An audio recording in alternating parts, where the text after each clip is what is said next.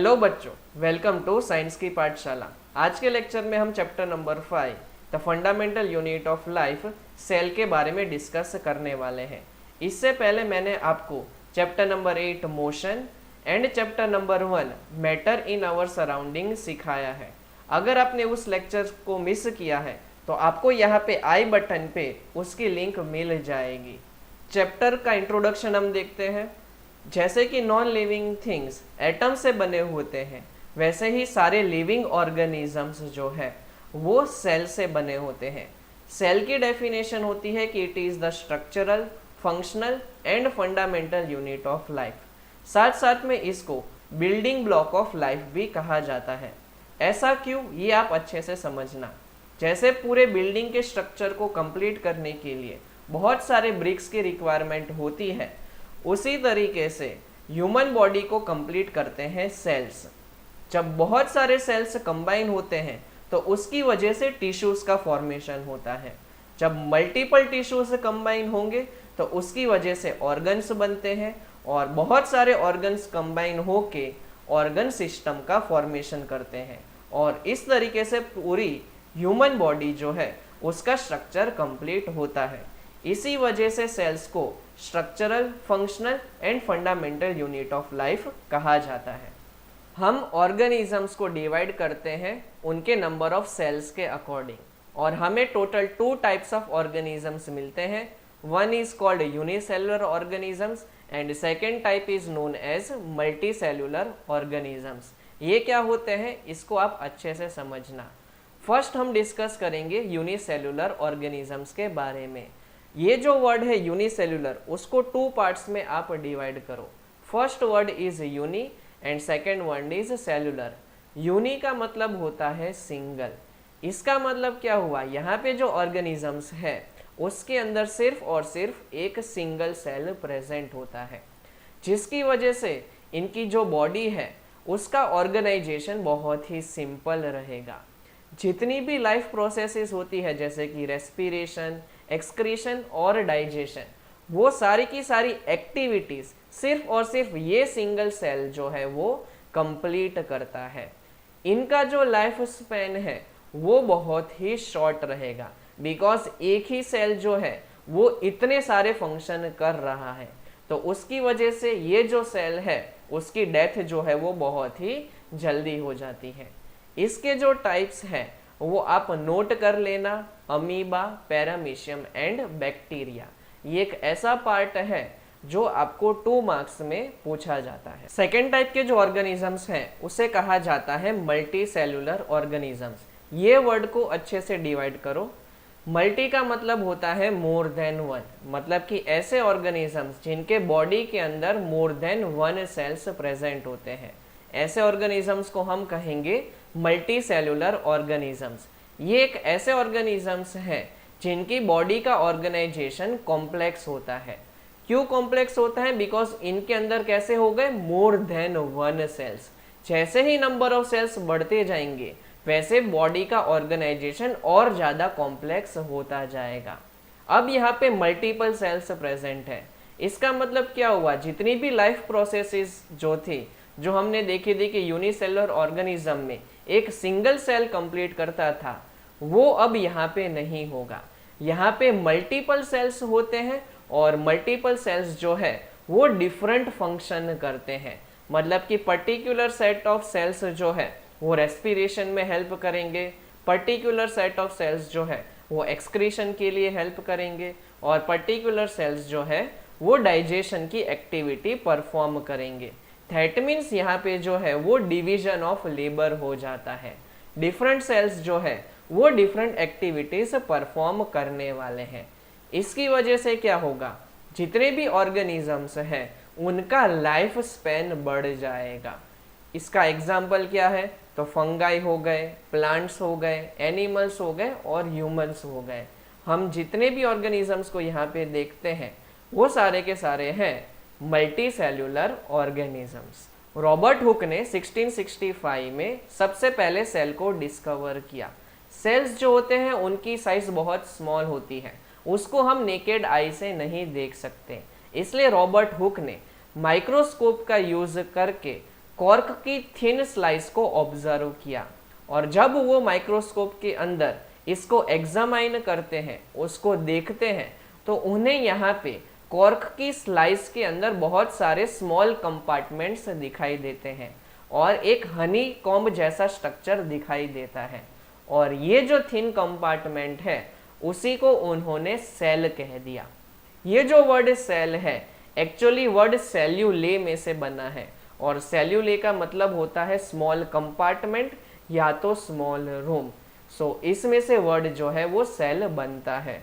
Actual में ये जो कॉर्क सेल है उनको डेड सेल भी कहा जाता है। एक पार्ट आपको याद रखना है, रॉबर्ट हुक ने सबसे पहले डेड सेल को डिस्कवर किया था।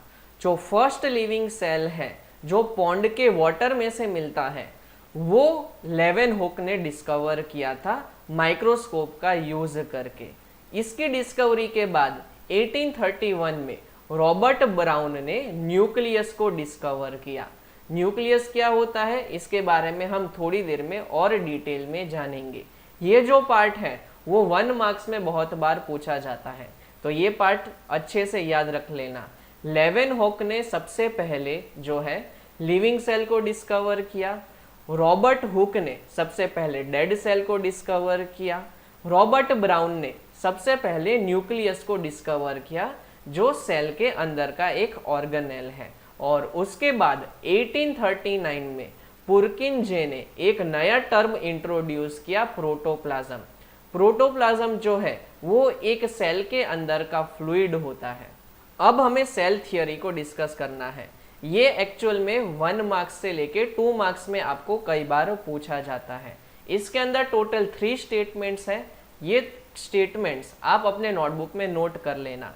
फर्स्ट स्टेटमेंट है all living organisms are composed of cells. जितने भी लिविंग ऑर्गेनिजम्स हैं वो सेल्स से बने होते हैं। सेकेंड स्टेटमेंट है cell is the fundamental unit of life, जो हमने ऑलरेडी डिस्कस कर लिया। और थर्ड स्टेटमेंट है all new cells come from pre existing cells. इसका मतलब क्या होता है कि एक ही पर्टिकुलर सेल में से मल्टीपल सेल्स जो है वो फॉर्म होते हैं, जिस चीज को कहा जाता है सेल डिवीजन। प्लांट्स और एनिमल्स में डिफरेंट टाइप के सेल्स प्रेजेंट होते हैं जिनका शेप और साइज डिफरेंट होता है। इसमें से कुछ सेल्स जो है हमें एग्जाम में पूछे जाते हैं, जिसकी फिगर आप लोगों को याद रखनी है। फर्स्ट आप देख सकते हो यहाँ पे फैट सेल्स दिया हुआ है, बोन सेल्स हैं, sperm, ovum, nerve cell, blood cell और साथ साथ में मसल सेल्स जो है आपको ये इमेज के अंदर दिखाई दे रहा है। कुछ ऐसे सेल्स होते हैं कि जिनकी साइज बहुत ही स्मॉल होती है, तो उसको देखने के लिए माइक्रोस्कोप का यूज किया जाता है। कुछ सेल्स जो है वो लार्ज साइज के होते हैं, जैसे कि नर्व सेल। अगर हम एवरेज सेल की साइज देखें तो वो 0.5 से लेके 20 माइक्रोन के बीच में होती है। हमारा नेक्स्ट टॉपिक है टाइप्स ऑफ सेल्स। इसमें हमें टोटल 2 टाइप के सेल्स को स्टडी करना है। एक होते हैं प्रोकैरियोटिक सेल्स एंड दूसरे होते हैं यूकैरियोटिक सेल्स। ये एक ऐसा क्वेश्चन है जो हमेशा डिफरेंस बिटवीन में पूछा जाता है। सबसे पहले हम बात करेंगे प्रोकैरियोटिक सेल्स के बारे में। इसका जो फर्स्ट पॉइंट है वो मोस्ट आईएमपी है। आप इसको डिफरेंस बिटवीन में लिख सकते हो। प्रोकैरियोटिक सेल्स के अंदर कभी भी न्यूक्लियस प्रेजेंट नहीं होता, nucleus is always absent here. Second point आप याद रख सकते हो कि प्रोकैरियोटिक सेल्स जो है हमेशा यूनिसेल्युलर ऑर्गेनिजम्स में ही प्रेजेंट होते हैं। ये एक ऐसे टाइप के सेल्स है जो हमेशा इनकम्प्लीट होते हैं और साथ साथ में प्रिमिटिव। प्रिमिटिव का मतलब होता है कि बेसिक सेल्स है, ये कोई एडवांस सेल्स नहीं होते। और इसके एग्जाम्पल्स आप नोट कर लो, that is bacteria and blue green algae. ये ऐसे ऑर्गेनिजम्स हैं जो यूनिसेल्युलर है, साथ साथ में इनके अंदर जो सेल्स है वो प्रिमिटिव होते हैं, इनकम्प्लीट होते हैं और इनके अंदर जो है वो न्यूक्लियस प्रेजेंट नहीं होता। नेक्स्ट हम देखेंगे यूकैरियोटिक सेल्स। ये प्रोकैरियोटिक सेल्स के कंप्लीटली ऑपोजिट है। प्रोकैरियोटिक हमने देखा था उसके अंदर न्यूक्लियस एब्सेंट था, लेकिन यूकैरियोटिक सेल्स में न्यूक्लियस प्रेजेंट होता है। सेकेंड जो डिफरेंस है इसमें आता है कि ये जो है वो एडवांस सेल्स है और कंप्लीट सेल्स बनते हैं। जबकि प्रोकैरियोटिक सेल्स हमने देखा था कि वो जो थे वो प्रिमिटिव थे, साथ साथ में इनकम्प्लीट सेल थे। यूकैरियोटिक सेल्स जो है वो यूनिसेल्युलर ऑर्गेनिज्म और साथ साथ में मल्टी सेल्युलर ऑर्गेनिज्म दोनों के अंदर प्रेजेंट होते हैं। तो ये जो 3 पॉइंट्स हमने देखे वो आप डिफरेंस बिटवीन में लिख सकते हो। और फोर्थ अगर हम इसका एग्जाम्पल देखें तो ये सारे के सारे लिविंग ऑर्गेनिजम्स जैसे कि प्लांट्स हो गए, एनिमल्स हो गए, उन सब के अंदर प्रेजेंट होते हैं except bacteria and blue green algae. तो ये जो पूरा पार्ट था प्रोकैरियोटिक और यूकैरियोटिक, ये आपके 2 मार्क्स में डिफरेंस बिटवीन में पूछा जाता है। आप ये जो 4 पॉइंट्स हैं उसको आप कॉलम के फॉर्म में सेपरेट करके लिख दोगे तो आपको टोटल पूरे के पूरे 2 मार्क्स जो है वो मिल जाएंगे। अब हम डिस्कस करेंगे सेल स्ट्रक्चर्स, जिसमें फर्स्ट आने वाला है प्लाज्मा मेम्ब्रेन। प्लाज्मा मेम्ब्रेन जो है वो किसी भी सेल का आउटर कवरिंग होता है जिसकी वजह से सेल एक्सटर्नल एनवायरनमेंट से सेपरेट हो जाता है। प्लाज्मा मेम्ब्रेन को सेल का लिविंग पार्ट कहा जाता है। लिविंग पार्ट है मतलब कि इसको फूड चाहिए और साथ साथ में गैसेस चाहिए जैसे कि ऑक्सीजन हो गया और कार्बन डाइऑक्साइड हो गया। प्लाज्मा मेम्ब्रेन जो है उसको कहा जाता है सिलेक्टिवली परमिएबल मेम्ब्रेन। इसका मतलब क्या होता है वो अच्छे से समझना। प्लाज्मा मेम्ब्रेन के ऊपर उसकी बॉडी के कवरिंग में हमेशा होल्स होते हैं जिसको कहा जाता है पोर्स। अब ये पोर्स के थ्रू कुछ लिमिटेड साइज में फूड या तो गैसेस एंटर कर सकते हैं। अगर पार्टिकल्स की साइज जो फूड है या तो गैसेस है उसकी साइज अगर वो पोर्स से स्मॉलर है तो ही वो सेल के अंदर एंटर हो सकती है या तो सेल से बाहर जा सकती है। इसलिए इसको कहा जाता है सिलेक्टिवली परमिएबल मेम्ब्रेन। वो कुछ सिलेक्टेड सब्सटेंसेस जिसकी साइज पोर से लेस है उसको ही एंटर होने देगा और उसे ही एग्जिट होने देगा।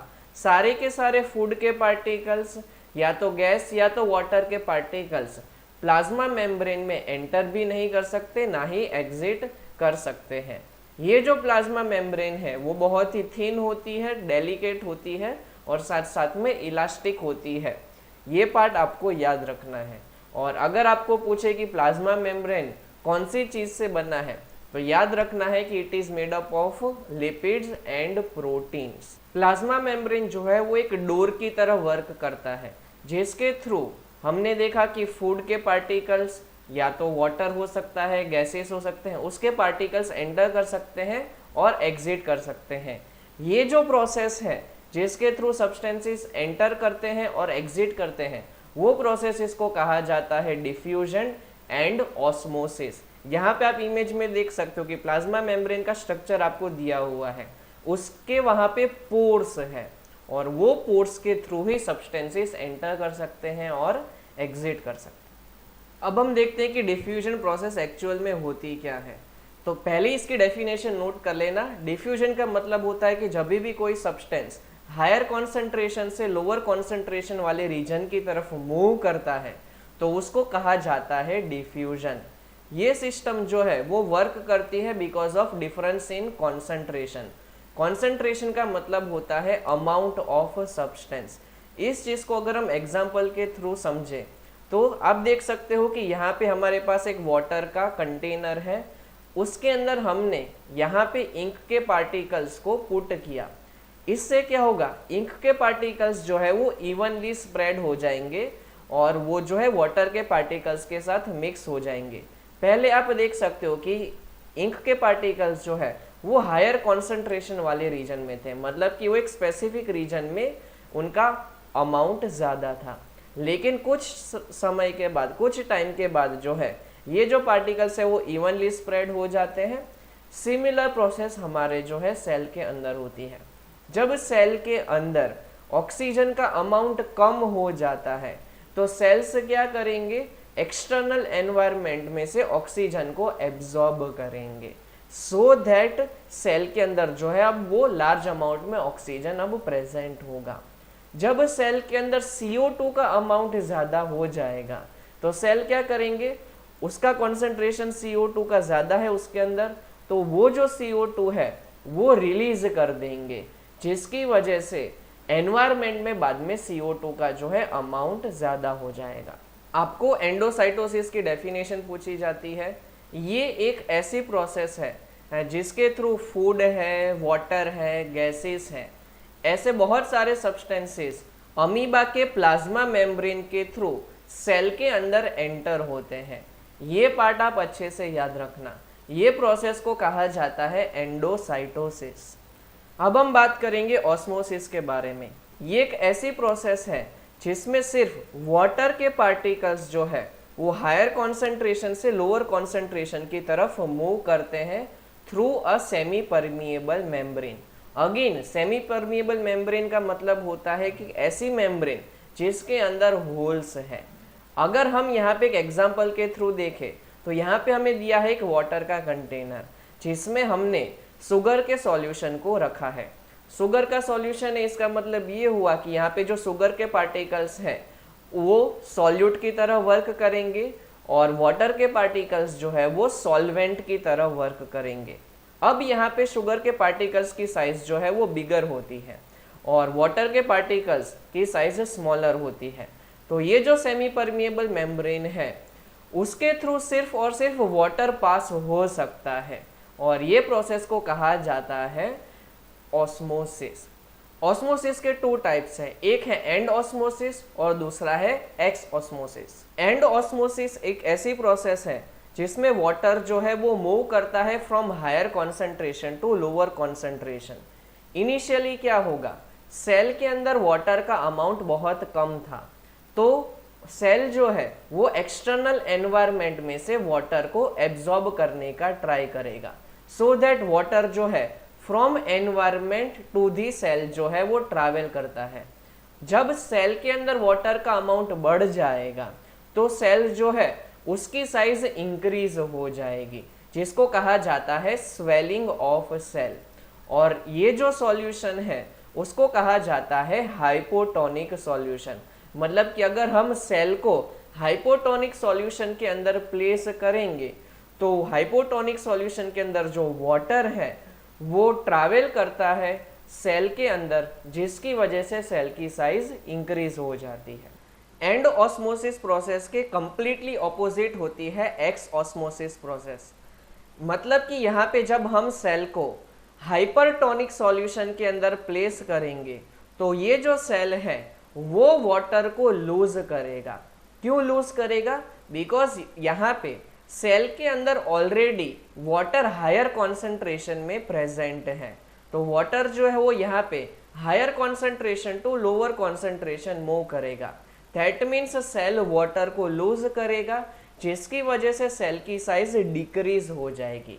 इसको कहा जाता है श्रिंकिंग ऑफ सेल, जिसकी वजह से यहाँ पे हाइपरटोनिक सॉल्यूशन के अंदर वाटर का अमाउंट बाद में बढ़ जाएगा और सेल के अंदर वाटर का अमाउंट कम हो जाएगा।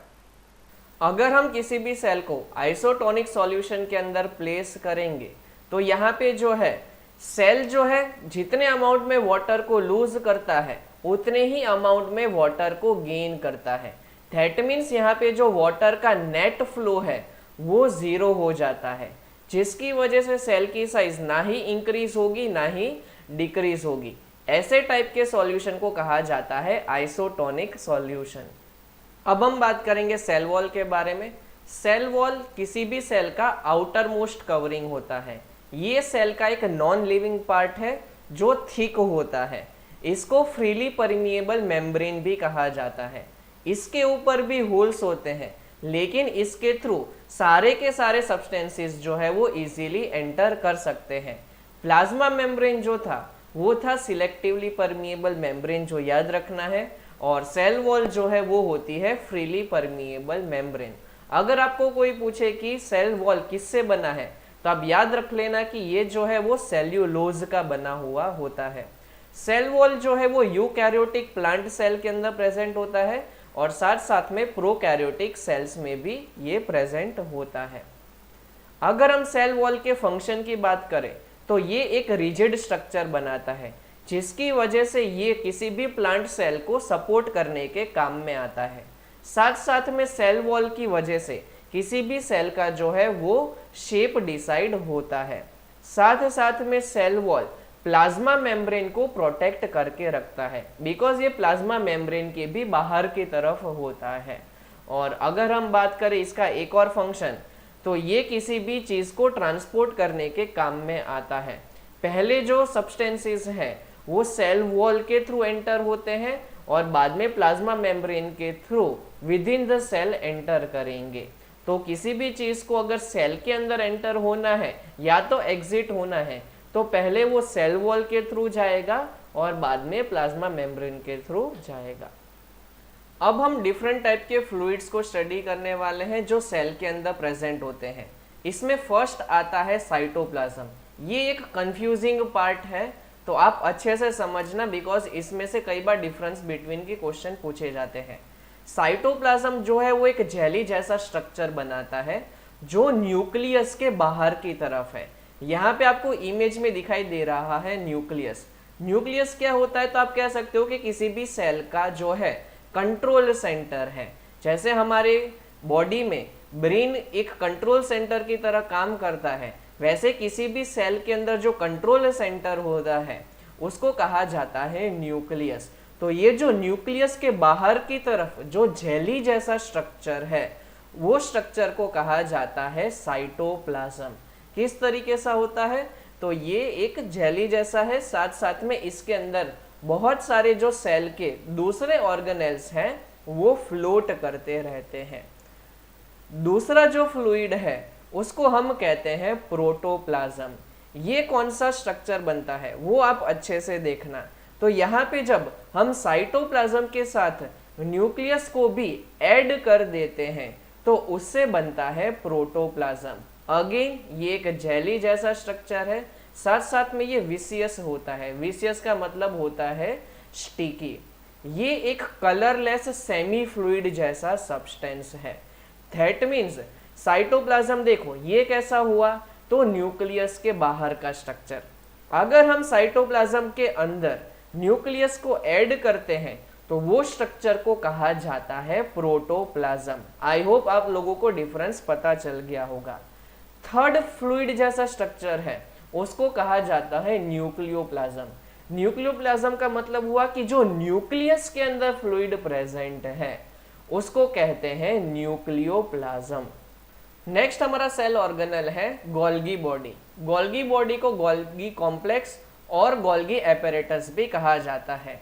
इसको सबसे पहले कैमिलो गोल्गी ने डिस्कवर किया था, इसलिए इसका नाम पड़ गया गोल्गी बॉडी।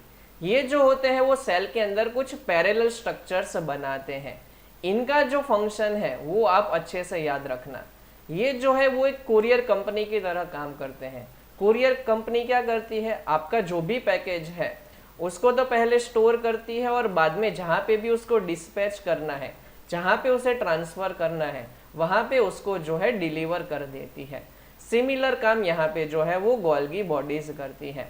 सेल के अंदर मान लो प्रोटीन को ट्रांसफर करना है तो क्या करेगी, सबसे पहले गोल्गी बॉडीज पहले प्रोटीन को स्टोर करेगी, बाद में उसे मॉडिफाई करेगी, उसको अच्छे से पैक कर देगी और बाद में जहाँ पे प्रोटीन को लेके जाना है उस जगह पे उसको डिस्पैच कर देगी। आई होप आपको ये क्लियर हो गया होगा। साथ साथ में ये जो है लाइजोसोम के फॉर्मेशन के काम में भी आती है। हमारा नेक्स्ट ऑर्गेनेल है राइबोसोम्स। राइबोसोम्स कहाँ पे प्रेजेंट है वो सबसे पहले हम इमेज में देख लेते हैं। यहाँ पे जो आपको पर्पल कलर का जो बड़ा सा सर्कल दिखाई दे रहा है, एक्चुअल में वो है न्यूक्लियस। न्यूक्लियस के अंदर जो आपको छोटा सा और सर्कल दिखाई दे रहा है उसको कहा जाता है न्यूक्लियोलस। अब हम न्यूक्लियस के बाहर देखेंगे तो आपको यहाँ पे पैरेलल स्ट्रक्चर्स दिखाई दे रहे हैं जो एक दूसरे के साथ कनेक्टेड है। वो जो स्ट्रक्चर्स है उसको कहा जाता है एंडोप्लाज्मिक रेटिक्यूलम। और ये जो एंडोप्लाज्मिक रेटिक्यूलम है उसके ऊपर जो आपको रेड कलर के डॉट्स दिखाई दे रहे हैं उसको कहा जाता है राइबोसोम्स। ये राइबोसोम एक ऐसा टॉपिक है जिसमें से आपको 1 मार्क्स के और 2 मार्क्स के क्वेश्चन डायरेक्टली पूछे जाते हैं। स्ट्रेट फॉरवर्ड है, बहुत ही ईजी टॉपिक है। इसके अंदर आपको सिर्फ एक ही पॉइंट मेनली याद रखना है, इसको कहा जाता है प्रोटीन फैक्ट्रीज। सेल के अंदर जितना भी प्रोटीन फॉर्म होता है वो राइबोसोम्स ही बनाते हैं। अगर आप ये पार्ट को अच्छे से याद रख लेते हो तो इसके बाहर का कोई क्वेश्चन आपको पूछा नहीं जाएगा। हमारा नेक्स्ट इंपॉर्टेंट ऑर्गेनेल है माइटोकॉन्ड्रिया। इसमें से डेफिनेटली आपको 3 मार्क्स का एक क्वेश्चन पूछा जाता है जिसमें आपको माइटोकॉन्ड्रिया का स्ट्रक्चर एक्सप्लेन करना होता है और साथ साथ में इसका फंक्शन। सबसे पहले हम इसका स्ट्रक्चर डिस्कस करते हैं। माइटोकॉन्ड्रिया जैसे आप यहाँ पे इमेज में देख सकते हो, एक स्मॉल रॉड जैसा स्ट्रक्चर दिखाई देता है। आपको यहाँ पे माइटोकॉन्ड्रिया के 2 मेम्ब्रेन दिखाई दे रहे हैं। एक होता है आउटर मेम्ब्रेन जो आपको येलो कलर का स्ट्रक्चर दिखाई दे रहा है, दूसरा होता है उसका इनर मेम्ब्रेन जो आपको व्हाइट कलर के स्ट्रक्चर के फॉर्म में यहाँ पे दिखाई दे रहा है। आउटर मेम्ब्रेन जो है वो बहुत ही ज्यादा स्मूथ होता है, लेकिन इनर मेम्ब्रेन को अगर आप ऑब्जर्व करोगे तो उसके साथ कनेक्टेड होते हैं फिंगर लाइक स्ट्रक्चर जिसको कहा जाता है क्रिस्टे, जो आपको यहाँ पे क्लियरली दिखाई दे रहा है। माइटोकॉन्ड्रिया का खुद का एक डीएनए होता है। डीएनए का मतलब होता है डीऑक्सीराइबोन्यूक्लियाइक एसिड, और साथ साथ में इसके खुद के अलग से राइबोसोम्स भी प्रेजेंट होते हैं जो आपको यहाँ पे ऑरेंज कलर के डॉट में दिखाई दे रहे हैं। अब हम माइटोकॉन्ड्रिया के फंक्शंस को डिस्कस कर लेते हैं। सबसे पहले आप लोग याद रख लो, माइटोकॉन्ड्रिया को powerhouse of the cell कहा जाता है। ये आपको 1 मार्क्स में बहुत बार पूछा जाता है। क्यों इसको ऐसा कहते हैं? बिकॉज ये जो है एनर्जी को स्टोर करके रखता है, साथ साथ में जब भी किसी भी ऑर्गेनेल को एनर्जी की रिक्वायरमेंट होती है तो ये एनर्जी को रिलीज करता है। ये एनर्जी को एटीपी के फॉर्म में जो है वो रिलीज करता है। एटीपी का मतलब होता है एडिनोसाइन ट्राइफॉस्फेट। जब भी किसी भी ऑर्गेनेल को या तो सिर्फ सेल को एनर्जी की रिक्वायरमेंट है तो ये एनर्जी को प्रोवाइड करता है। हमारा नेक्स्ट ऑर्गेनेल है प्लास्टिड्स। प्लास्टिड एक ऐसे ऑर्गेनेल्स हैं जो प्लांट सेल में प्रेजेंट होते हैं और एनिमल सेल में एब्सेंट। इस पॉइंट को आप अच्छे से नोट कर लेना, बहुत बार पूछा गया है। इनका जो शेप होता है वो स्फेरिकल होगा या तो डिस्कॉइडल, और इनके पास टोटल 2 मेम्ब्रेन्स होती है। एक होती है आउटर मेम्ब्रेन और दूसरी होती है इनर मेम्ब्रेन। और एक इम्पॉर्टेंट पॉइंट आपको याद रखना है कि इनके पास अपना खुद का डीएनए एंड प्रोटीन होता है।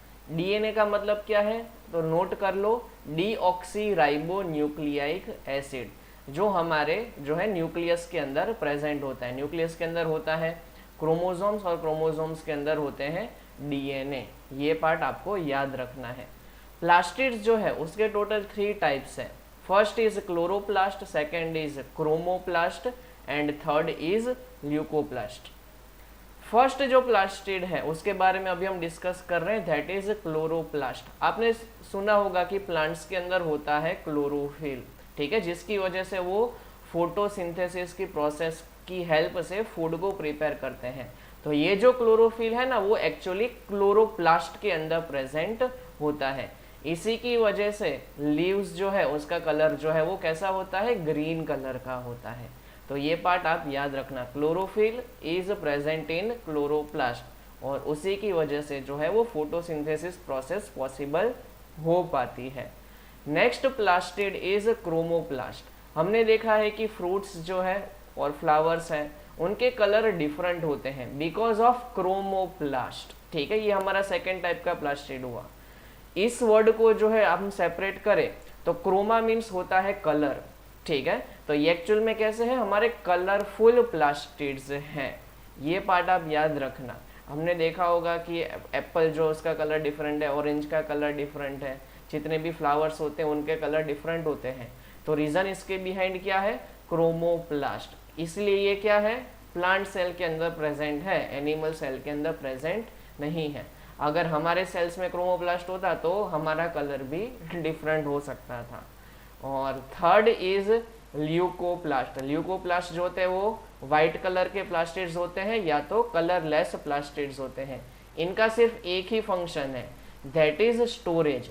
और किस चीज को स्टोरेज करते हैं वो आप नोट कर लो, स्टार्च है, प्रोटीन है, ऑयल्स हैं, फैट्स हैं, उन सब के स्टोरेज करने के काम में आते हैं। हमने देखा था कि जो क्लोरोफिल है उसकी हेल्प से फूड प्रिपेयर होता है, तो वो जो फूड है उसके अंदर जितने भी स्टार्च या प्रोटीन के एलिमेंट्स हैं वो ये ल्यूकोप्लास्ट जो है वो स्टोर करके रखता है। अब हम लाइसोसोम्स के बारे में बात करते हैं। लाइसोसोम्स ऐसे ऑर्गेनेल्स हैं जो गोल्गी बॉडीज में से फॉर्म होते हैं। ये पार्ट जो है हमने गोल्गी बॉडी वाले टॉपिक में भी देखा था। लाइसोसोम्स का जो शेप है वो स्फेरिकल होता है, ये पार्ट आप नोट कर लेना। और ये जो है बहुत ही स्मॉल इन साइज होते हैं। इनका स्ट्रक्चर सैक जैसा होता है। सैक का मतलब बोरी, जिसके अंदर हम क्या करते हैं, चीज़ों को स्टोर करके रखते हैं। तो लाइसोसोम्स जो है वो डाइजेस्टिव एंजाइम्स को स्टोर करके रखते हैं। हमें पता है कि हमारे स्टमक जो है और इंटेस्टाइन है उसके अंदर होते हैं डाइजेस्टिव एंजाइम्स जो फूड को डाइजेस्ट करने के काम में आते हैं। वैसे ही सेल के पास जो फूड प्रोड्यूस हुआ है उसके अंदर उसको डाइजेस्ट करने के लिए यहाँ पे लाइसोसोम्स के अंदर होते हैं डाइजेस्टिव एंजाइम्स। तो ये पार्ट आईएमपी है, कई बार पूछा जाता है, याद रख लेना।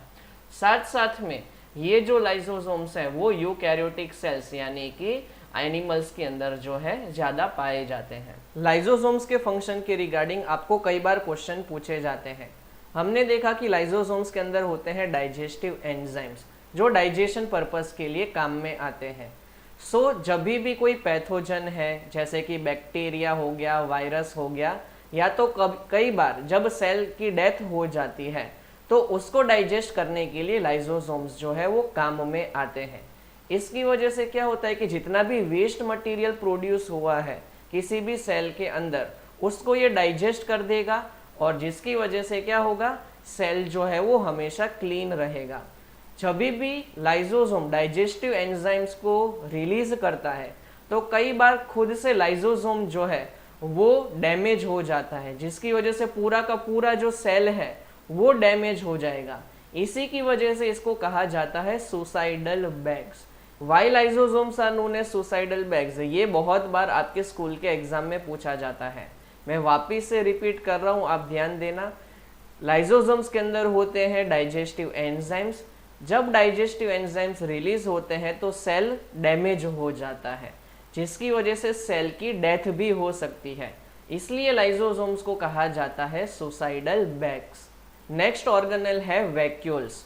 हमें पता है कि हमारे बॉडी के अंदर स्टमक है और इंटेस्टाइन है जो फूड को स्टोर करने के काम में आते हैं। सिमिलरली सेल के अंदर होते हैं वैक्यूल्स जिनको स्टोरेज सैक भी कहा जाता है। सो ये क्या करेंगे, एमिनो एसिड्स हैं, शुगर हैं, प्रोटीन है, वाइटामिन्स हैं, उन सबको स्टोर करने के काम में आते हैं। प्लांट सेल के अंदर वैक्यूल्स की साइज बहुत ही ज़्यादा लार्ज होती है, साथ साथ में ये परमानेंट होते हैं। परमानेंट का मतलब कि ये हमेशा प्लांट सेल के अंदर प्रेजेंट होंगे। लेकिन अगर हम एनिमल सेल की बात करें तो इनकी साइज यहाँ पे बहुत स्मॉल होती है और साथ साथ में टेम्पररी होती है। मतलब कि कुछ एनिमल सेल के अंदर वैक्यूल प्रेजेंट होंगे और कुछ सेल के अंदर प्रेजेंट नहीं होंगे। इनके लार्ज साइज की वजह से ये कई बार 90% जितना प्लांट सेल की स्पेस को ऑक्यूपाई करके रखते हैं। इसकी वजह से क्या होगा, न्यूक्लियस और जो दूसरे ऑर्गेनेल्स हैं जैसे कि माइटोकॉन्ड्रिया हो गया, प्लास्टिड्स हो गया, वो हमेशा प्लाज्मा मेम्ब्रेन की तरफ शिफ्ट हो जाते हैं। एंडोप्लाज्मिक रेटिकुलम एक नेटवर्क जैसा स्ट्रक्चर बनाते हैं जो हमेशा ट्यूब्स या तो शीट से बना होता है। ये चीज़ आप फिगर में अच्छे से देख सकते हो। ये जो नेटवर्क जैसा स्ट्रक्चर है उसका फंक्शन है ट्रांसपोर्ट करना ऑफ सब्सटेंसेस, जैसे कि प्रोटीन्स हो गए, फैट्स हो गए, लिपिड्स हो गए, उसको अगर हमें ट्रांसपोर्ट करना है फ्रॉम साइटोप्लाज्म टू न्यूक्लियस तो वो एंडोप्लाज्मिक रेटिकुलम से ट्रांसपोर्ट होते हैं। एंडोप्लाज्मिक रेटिकुलम टोटल 2 टाइप्स के हैं। First is rough endoplasmic reticulum and second is smooth endoplasmic reticulum. Rough endoplasmic reticulum को यहाँ पे आप देख सकते हो कि ब्लू कलर के ट्यूब्स के फॉर्म में शो किया हुआ है। उसके ऊपर आप ऑब्जर्व करोगे तो रेड कलर के डॉट्स दिखाई दे रहे हैं। एक्चुअल में ये जो रेड कलर के डॉट्स हैं वो है राइबोसोम्स।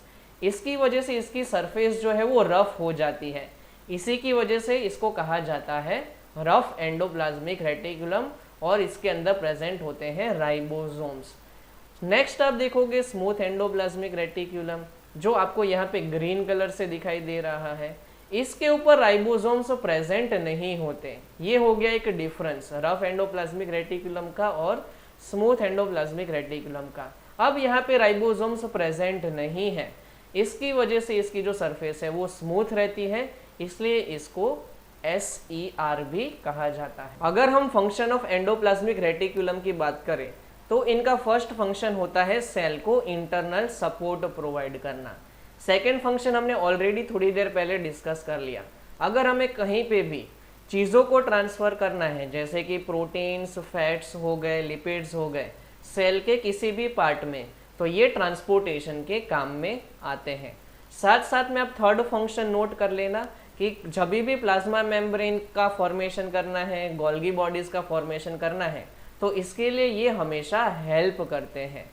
रफ एंडोप्लाज्मिक रेटिकुलम है वो प्रोटीन के सिंथेसिस में और ट्रांसपोर्टेशन के काम में आता है। ये पार्ट अच्छे से नोट करना, बिकॉज डिफरेंस बिटवीन में पूछा जाता है कई बार ये क्वेश्चन कि रफ एंडोप्लाज्मिक रेटिकुलम और स्मूथ एंडोप्लाज्मिक रेटिकुलम में क्या डिफरेंस है, ठीक है। और ये पॉइंट आप यहाँ पे लिख सकते हो। सिमिलरली स्मूथ एंडोप्लाज्मिक रेटिकुलम की बात करें तो ये जो है लिपिड्स को फॉर्म करने के काम में आते हैं और साथ साथ में ट्रांसपोर्टेशन के काम में आते हैं। तो हम मेनली देखें RER मतलब कि रफ एंडोप्लाज्मिक रेटिकुलम और स्मूथ एंडोप्लाज्मिक रेटिकुलम, तो हमें 2 डिफरेंसेस मिलते हैं। फर्स्ट डिफरेंस क्या रहेगा, रफ एंडोप्लाज्मिक रेटिकुलम जो है उसके ऊपर राइबोसोम्स प्रेजेंट होते हैं और ये जो है वो प्रोटीन के सिंथेसिस और ट्रांसपोर्टेशन के काम में आते हैं। और हम स्मूथ एंडोप्लाज्मिक रेटिकुलम की बात करें तो उनके ऊपर राइबोसोम्स प्रेजेंट नहीं होते और ये लिपिड्स के सिंथेसिस और ट्रांसपोर्टेशन के काम में आते हैं। हमारा लास्ट ऑर्गेनेल है न्यूक्लियस। न्यूक्लियस को सेल का कंट्रोल सेंटर भी कहा जाता है। जैसे हमारे बॉडी में ब्रेन है जो पूरे बॉडी को कंट्रोल करके रखता है, वैसे किसी भी सेल को कंट्रोल करता है न्यूक्लियस। इसका शेप आप नोट कर देना, दैट इज स्फेरिकल होता है, जो आपको यहाँ पे दिखाई दे रहा है। अगर हम न्यूक्लियस को डिटेल में डिस्कस करें तो आप देख सकते हो कि न्यूक्लियस का शेप तो स्फेरिकल है ही, लेकिन आपको यहाँ पे बाहर की तरफ पोर्स दिखाई दे रहे हैं। ये पोर्स को कहा जाता है न्यूक्लियर पोर्स। ये चीज़ आप अच्छे से नोट करना। न्यूक्लियस के अंदर जो लिक्विड फॉर्म है उसको कहा जाता है न्यूक्लियोप्लाज्म। ये पार्ट याद रखना, हमने थोड़ी देर पहले डिस्कस कर लिया था। न्यूक्लियस के अंदर जो है टोटल आप कह सकते हो कि 2 सब्सटेंसेस प्रेजेंट होते हैं। न्यूक्लियस के अंदर जो फर्स्ट सब्सटेंस जो आपको यहाँ पे स्फेरिकल शेप में दिखाई दे रहा है उसको कहा जाता है न्यूक्लियोलस, ठीक है। आई थिंक समझ में आ गया होगा, इसको कहते हैं न्यूक्लियोलस। और आपको बाहर की तरफ जो ऐसा थ्रेड लाइक स्ट्रक्चर दिखाई दे रहा है उसको कहा जाता है क्रोमेटिन। और ये जब क्रोमेटिन कट होते हैं, डिवाइड होते हैं, तो वो क्रोमोसोम्स का फॉर्मेशन करते हैं। और क्रोमोसोम्स के अंदर क्या होते हैं, जीन्स, जो हमारे जेनेटिक इंफॉर्मेशन को कैरी करते हैं। न्यूक्लियस के बाहर जो मेम्ब्रेन है, ठीक है, वो उसको कहा जाता है डबल मेम्ब्रेन और वो फॉर्म करती है न्यूक्लियर एनवलप को। ये पार्ट आप अच्छे से याद रखना। अभी तक हमने देखा कि सेल के अंदर होता है न्यूक्लियस और न्यूक्लियस के अंदर होता है क्रोमेटिन, और जब क्रोमेटिन को डिवाइड किया जाता है तो उससे हमें मिलते हैं क्रोमोसोम्स।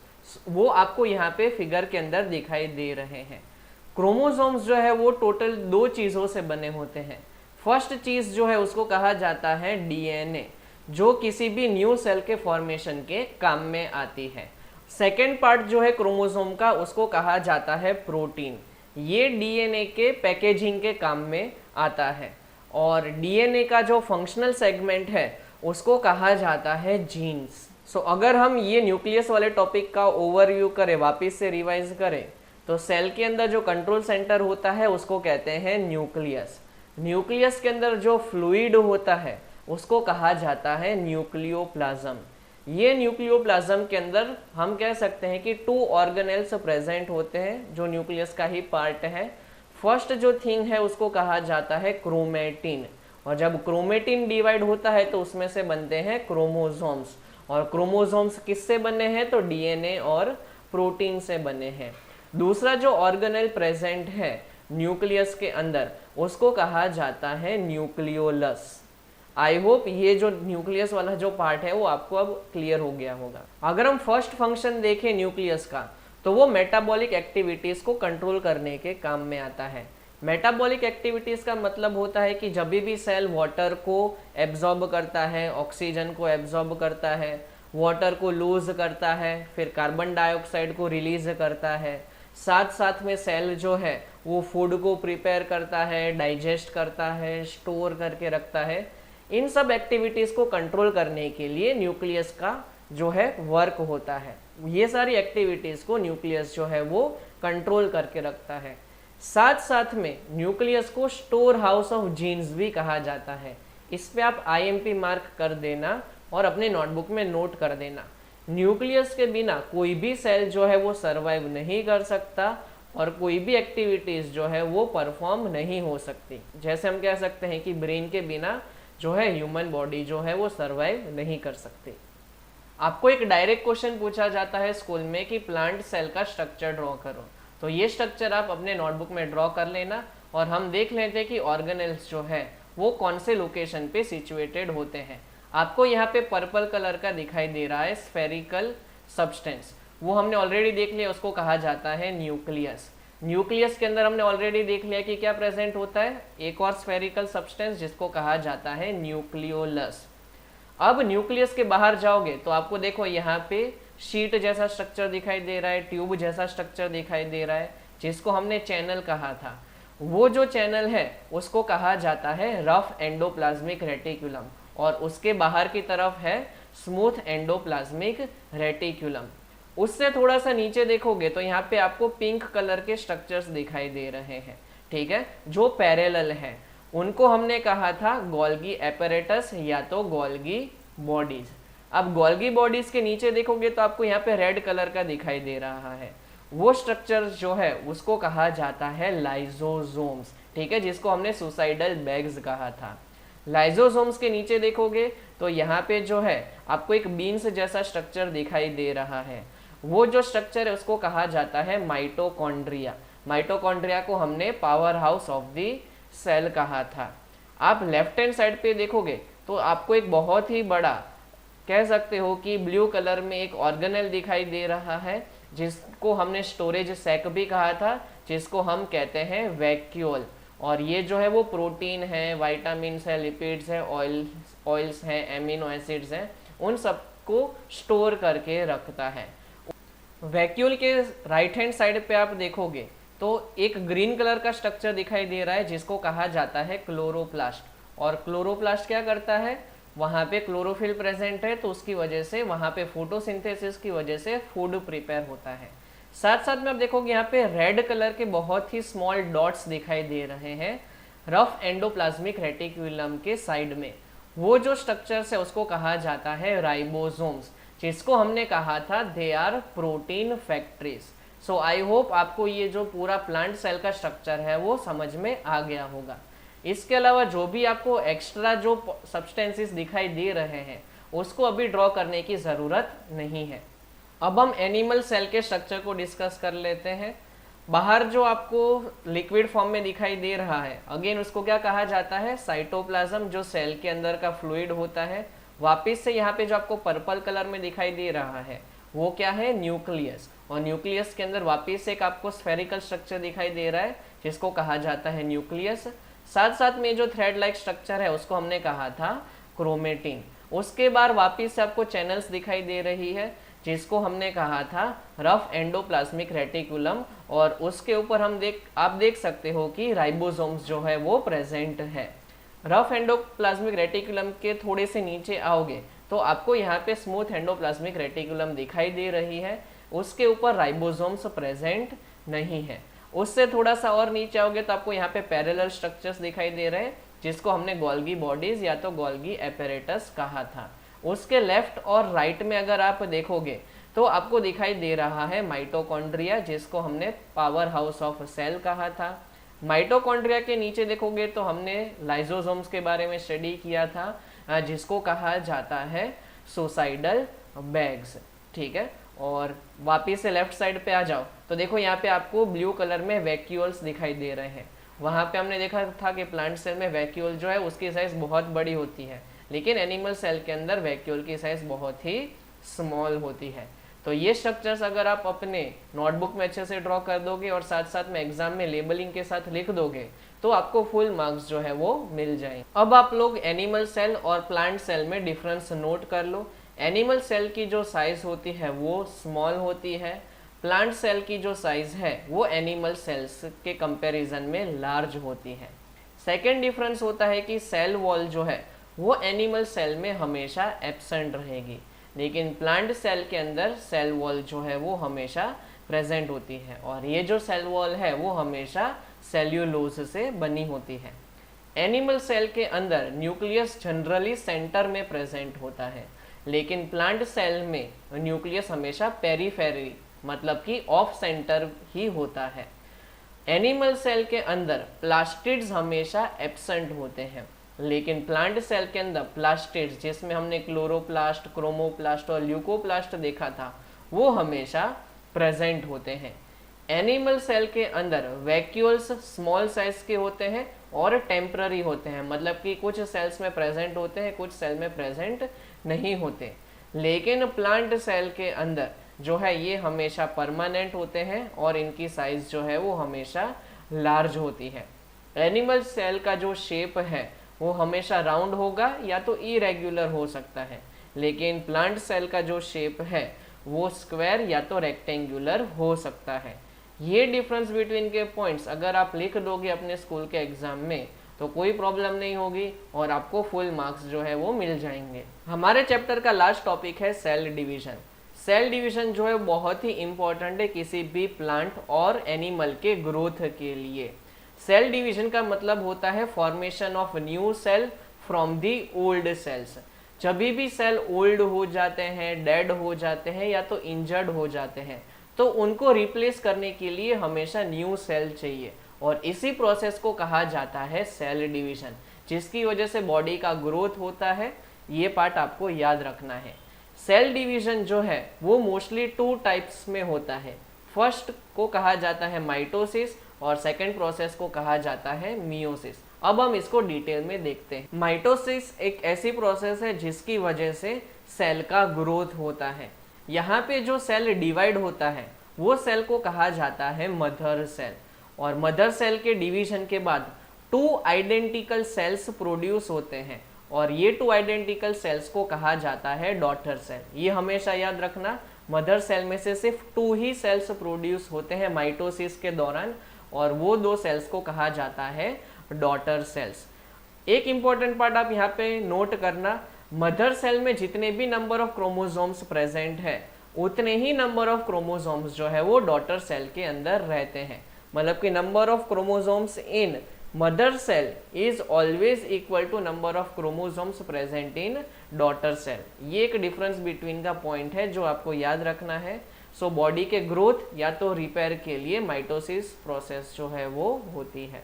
सेकेंड जो सेल डिवीजन की प्रोसेस है उसको कहा जाता है मियोसिस, जहाँ पे 2 कंसेक्यूटिव सेल डिविजन्स होते हैं। यहाँ पे आप सबसे पहले फिगर में देखो, यहाँ पे हमारे पास सबसे पहले एक मदर सेल है, उसका जब फर्स्ट टाइम डिवीजन होता है तो उसकी वजह से 2 नए डॉटर सेल्स फॉर्म हुए। अब ये जो डॉटर सेल है वो फर्दर डिवाइड होगा, उससे देखो वापिस से 2 नए सेल बने, और जो सेकेंड डॉटर सेल है वो फर्दर डिवाइड होता है, उससे वापिस से 2 नए सेल फॉर्म होते हैं। ये जो पूरी प्रोसेस है उसको कहेंगे मियोसिस, मतलब कि एक मदर सेल में से टोटल 4 जो है डॉटर सेल्स यहाँ पे फॉर्म होते हैं। ये जो मियोसिस प्रोसेस है वो रिप्रोडक्शन के लिए काम में आती है, ये पार्ट आप नोट कर देना। और यहाँ पे जो नंबर ऑफ क्रोमोसोम्स है वो डॉटर सेल में हमेशा हाफ होते हैं as compare to the mother cell. यहाँ पे अब ये हमारा चैप्टर कंप्लीट होता है। ये चैप्टर आपको कैसा लगा, कितना समझ में आया और कितने डाउट हैं वो आप मुझे कमेंट सेक्शन में बता सकते हो। मैं आपको रिप्लाई करके आपके जो डाउट्स हैं वो सॉल्व करवा दूंगा। अगर ये आपको चैप्टर पसंद आते हैं तो आप ये वीडियोस को अपने फ्रेंड्स के साथ, अपने फैमिली के साथ शेयर कर देना, सो दैट उनको भी बेनिफिट मिले। जो भी आपके फ्रेंड्स हैं उनकी जो एग्ज़ाम्स आ रही हैं उसके लिए वो अच्छे से प्रिपेयर कर सके। अब हम मिलेंगे नेक्स्ट वीडियो में।